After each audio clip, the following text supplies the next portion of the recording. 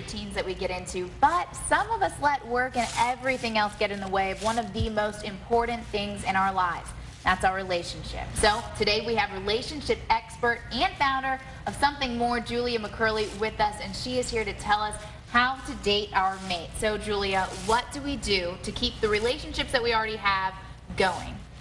Well, as the saying goes, first comes love, then comes marriage, then comes the baby, the mortgages, kids' activities, in-laws. All those things can kind of take priority over what really brought you two together in the first place.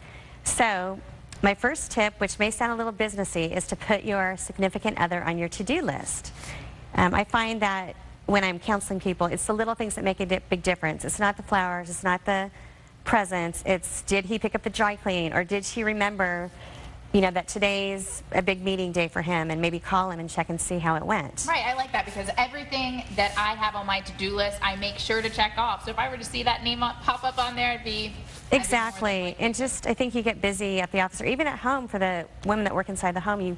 You know, laundry and shuttling kids. You just kind of, oh my gosh, wow, I didn't think of anything for dinner. You know, he's getting home at 6. Right, and one of the other things that I noticed was writing notes.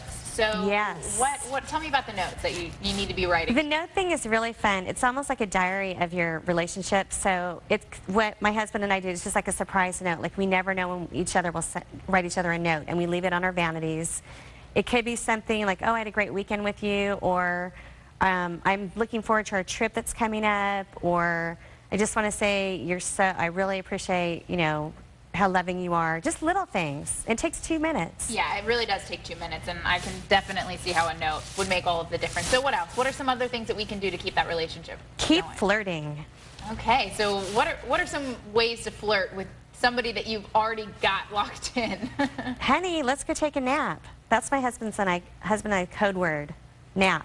Nap? Oh yeah. We got the locked door, or just like, you know, not just like the physical part, but gosh, your butt looks good in those jeans. Or just, you know how we just say little like compliments to each other when we're dating? Right, right. You know, I'm so excited to hear your voice. How's your trip going? Yeah, the things that you say at the beginning of the relationship, but then as it goes on, you say it less and less, and so... Yeah, we start nitpicking on the little things. Think about how you treat like your acquaintances at work or somebody at church. You know, and you come home to your spouse and you're like, God, you left the toilet paper roll off empty again, you know. So my point is just to focus on the interpersonal balance between you and your significant other. I'm sure that you have more ideas. I have many ideas. Many ideas, and if you want to hear more ideas, if you missed some of that today and you want to learn more, definitely go to trysomethingmore.com, and you can find what we talked about here today and more on relationships from Julia McCurley. Thank you so much for joining us. Thank you for Julia. having me, Scarlett.